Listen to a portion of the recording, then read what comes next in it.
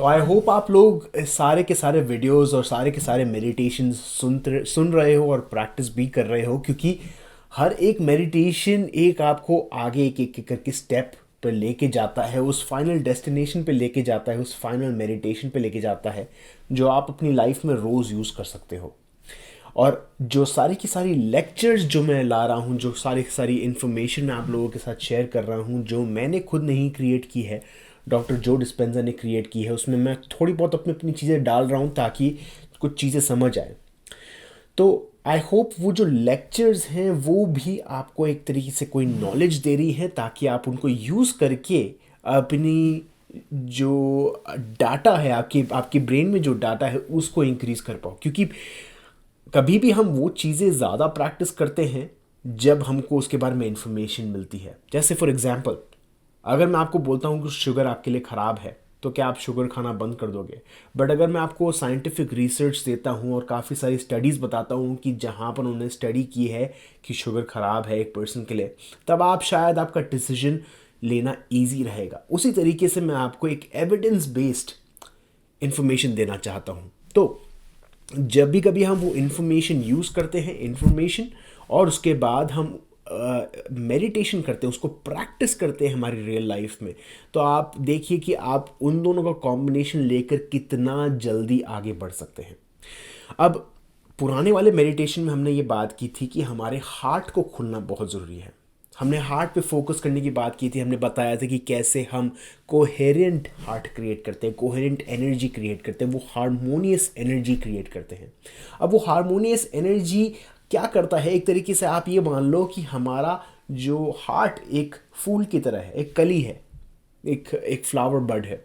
अब हम उसको जितना एनर्जी देंगे, उसको इतनी जितना एनर्जी देंगे उतना ही ज़्यादा वो खुलेगा। अब प्रॉब्लम ये है कि शुरुआत में जब हम वो मेडिटेशन करते हैं, हमको लगता है कि यार ये चीज़ काम नहीं कर रही, या फिर हमको ऐसा लगता है कि बहुत पेन आ रहा है, बहुत ज़्यादा सफरिंग आ रही है, या बहुत ज़्यादा नेगेटिव इमोशंस आ रहे हैं। वो नेगेटिव इमोशंस इसलिए आ रहे हैं क्योंकि हमने अपने हार्ट को एनर्जी नहीं दी है। अब जाकर हमारे हार्ट पे वो एनर्जी जा रही है। अब मैं जानता हूँ काफ़ी सारे लोगों के कमेंट्स आ रहे हैं, बोल रहे हैं कि उनको नेगेटिव एनर्जी मिल रही है, नेगेटिविटी महसूस हो रही है हार्ट सेंटर पे फोकस करने करके। बट थोड़ा टाइम बाद वो ऑटोमेटिकली निकल जाएगा। अभी आप उस पर सिर्फ और सिर्फ अटेंशन ला रहे हो। अब वो नेगेटिव एनर्जी हमेशा थी, आज जाकर हमारा फोकस उस पर जा रहा है ताकि वो अब वो चीज़ निकल पाए। तो हमने पुराने वाले वीडियो में बात की थी कि कैसे हम हार्ट कोहेरेंस से, हमारे हार्ट को पावर देने से वो फूल तो खुलता ही खुलता है, हमारे आसपास जो एनर्जी है वो खुलती ही है। बट दूसरी बहुत बड़ी चीज़ ये है कि वो अब हमारी ब्रेन को मैसेज देती है कि हम अब सेफ हैं।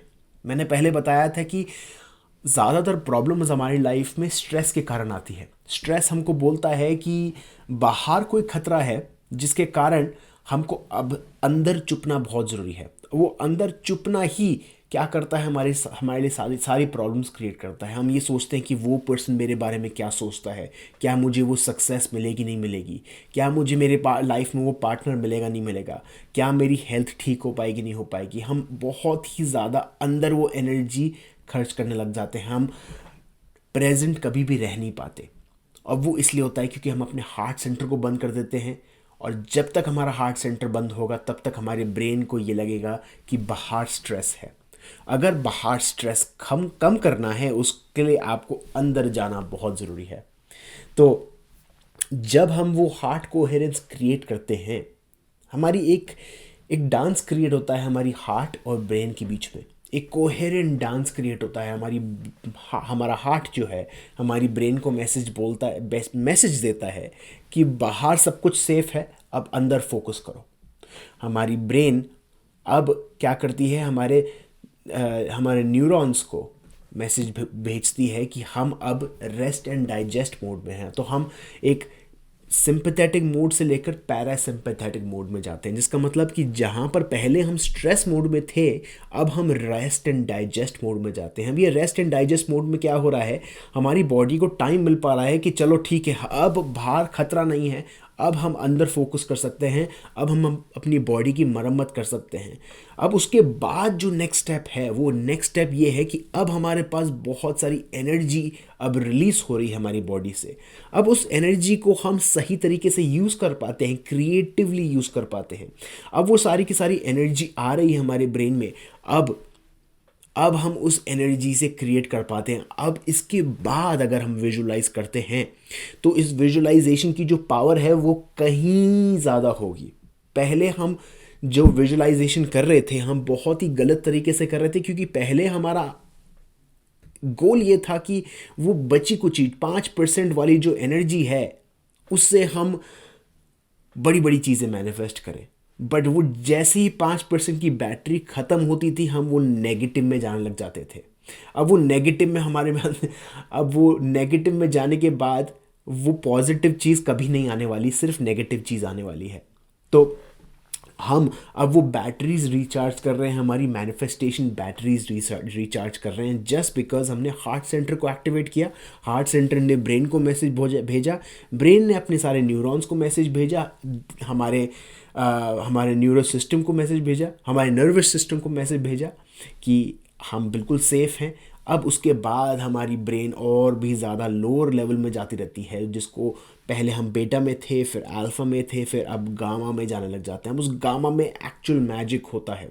अब इस मूड में काफ़ी सारी स्टडीज़ हो चुकी हैं। डॉक्टर जो डिस्पेंजा के रिसर्च सेंटर में, डॉक्टर जो डिस्पेंजा के सेमिनार्स में उन्होंने ये चीज़ नोटिस की है कि काफ़ी सारे लोग जो वहाँ पर जाते हैं वो ऑटोमेटिकली हील हो जाते हैं। वो हील कैसे होते हैं? जस्ट बिकॉज वो पहले स्ट्रेस मोड में थे, अब वो नीचे नीचे जाती रहती, उनकी ब्रेन वेव नीचे जाती है, जिसके कारण अब वो इतनी ज़्यादा जो एनर्जी रिलीज़ हो रही है हमारी बॉडी से, अब वो सही तरीके से यूज़ कर पा रहे हैं।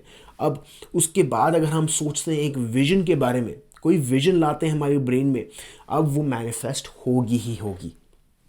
तो आने वाले वीडियोस में हम इसमें और भी ज़्यादा डिटेल तरीके से बात करेंगे। एक चीज़ मैं ऐड करना चाहूँगा कि काफ़ी सारे लोगों के क्वेश्चंस आ रहे हैं कि मेडिटेशन कितने दिन तक करना चाहिए, कैसे करना चाहिए, और लंबे मेडिटेशंस क्यों नहीं है।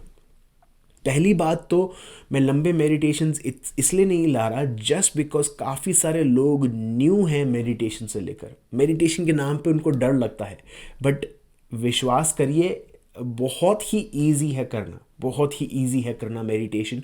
और दूसरी चीज़, जो वर्ड मेडिटेशन है उसको ड्रॉप कर दीजिए।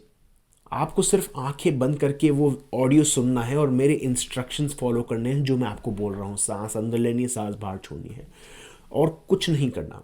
अब लंबे मेडिटेशंस इसलिए नहीं है क्योंकि शुरुआत के जो मेडिटेशंस है उसमें हम अपनी बॉडी को ट्रेन कर रहे हैं एक जगह पे बैठना। दूसरी चीज़, कितने दिनों तक करना चाहिए ये मेडिटेशन। आपने एक चीज़ नोटिस की होगी कि मैं एक मेडिटेशन ला रहा हूँ, उसके बाद दो लेक्चर्स होती है, फिर उसके बाद एक और मेडिटेशन होता है। तो आपको एक मेडिटेशन से लेकर दूसरे मेडिटेशन तक कंटिन्यूस प्रैक्टिस करनी है। तो पहले वाले मेडिटेशन में हम बेसिक चीज़ें कवर करते हैं, फिर उसके बाद वही कॉन्सेप्ट लेकर हम नेक्स्ट स्टेप में चलते हैं, बट और 2-4 कॉन्सेप्ट्स इंट्रोड्यूस करते हैं।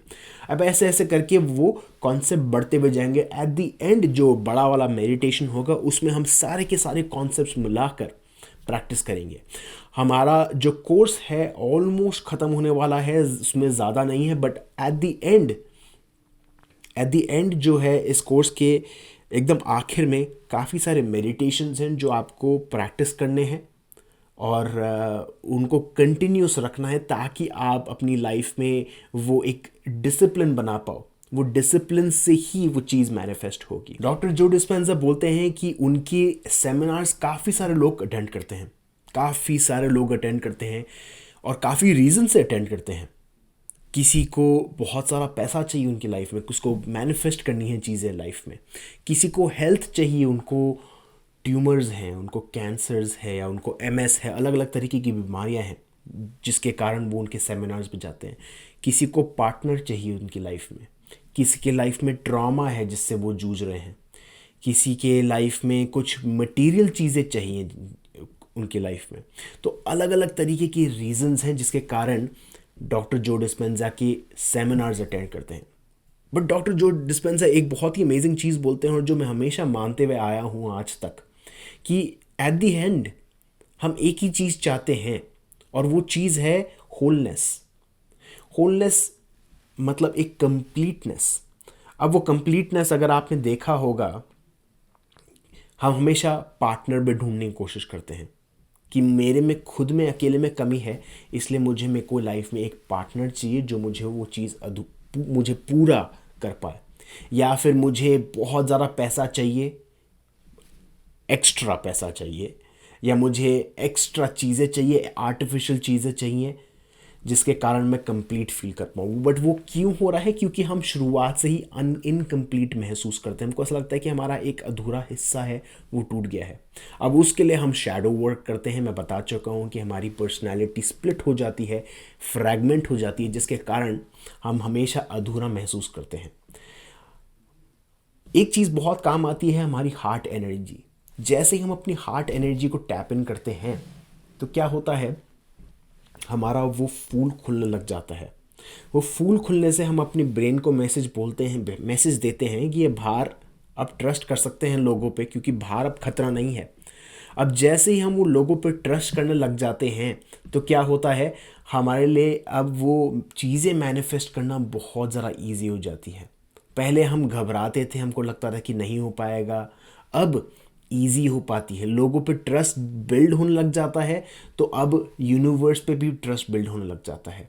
और सबसे बड़ी चीज़, अब हमारा जो टूटा हुआ हिस्सा था, अब वो धीरे धीरे करके मिलने लग जाता है। क्योंकि पहले लव के कारण ही हम उसको लव, हमारा जो हार्ट बंद था जिसके कारण हम उसको लव नहीं दे पा रहे थे हमारे टूटे हुए हिस्से को। अब जैसे ही हम लव इंट्रोड्यूस करते हैं उसमें, अब वो हमारे फ्रैगमेंटेड सेल्फ को हम जोड़ने लग जाते हैं, अपनी लाइफ में लेकर आने लग जाते हैं। तो डॉक्टर जो डिस्पेंजा बोलते हैं कि लोग जब भी कभी उनके जो पेशेंट्स आते थे, उन्होंने मेजर किए हैं उनकी ब्रेन वेव्स को कि वो पहले अल्फ़ा लेवल पे थे, सॉरी बेटा लेवल पे थे, फिर उसके बाद उनकी वाइब्रेशन गिरी। ब्रेन की वाइब्रेशन गिरना अच्छी बात होती है, क्योंकि हमारी ब्रेन की जो वाइब्रेशन या फ्रीक्वेंसी है उसका गिरना मतलब अब ब्रेन की जो मेहनत है वो कम हो रही है। अब ब्रेन ज़्यादा मेहनत नहीं कर रही, ब्रेन के लिए एफर्टलेस काम हो रहा है, सब कुछ चीज़ें एक साथ चल रही है।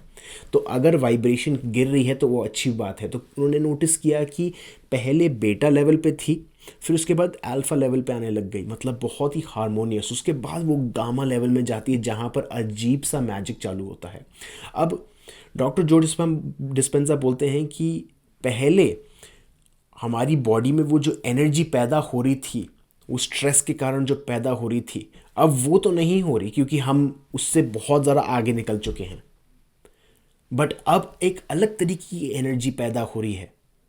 वो एनर्जी, वो अंदर की जो एनर्जी है अब वो रिलीज हो रही है।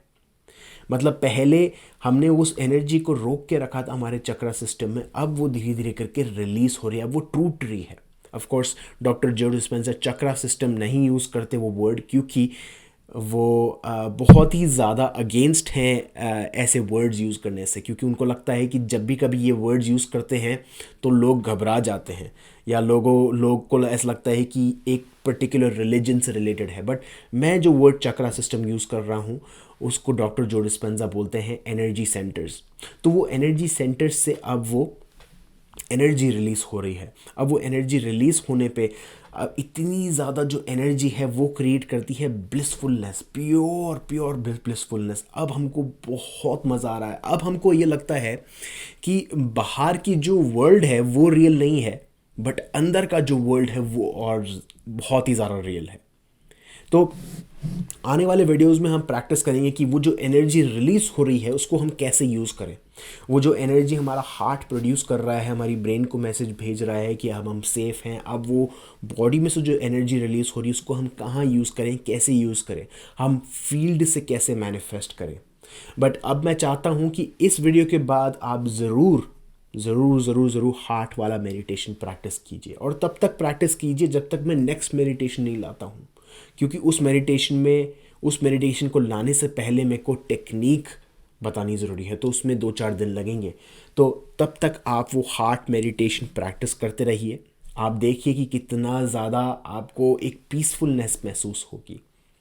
So thank you very everyone and I hope आपको ये कोर्स पसंद आ रहा हो। अगर आपके पास कोई क्वेश्चंस हैं आप कमेंट बॉक्स में पोस्ट कर सकते हैं। जस्ट एज एन अपडेट, मैं जनवरी में एक कोर्स लाने वाला हूँ और वो कोर्स फ्री कोर्स नहीं होगा, वो पेड कोर्स होगा।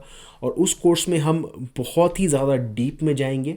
और इनफैक्ट डीप में जाना भी नहीं ज़रूरी है, बट टूल्स कौन से यूज़ कर सकते हैं हम डे टू डे लाइफ में।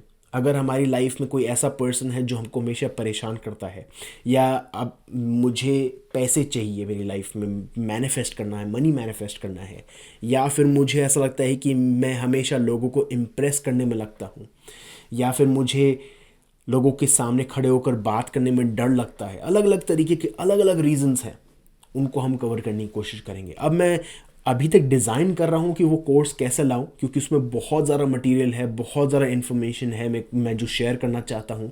अब वो या तो एक 1 डे इवेंट होगा, 3 डेज इवेंट होगा, या एवरी संडे को 3 हफ्तों तक होगा। तो आप अपने सजेशंस कमेंट बॉक्स में पोस्ट कर सकते हैं, उसको मैं कंसिडर कर सकता हूँ और देखता हूँ कि कौन सा मेथड आप लोगों के लिए सूटेबल है, और वो मैं ला सकता हूँ आने वाले महीने में, आने वाले साल में। So thank you everyone.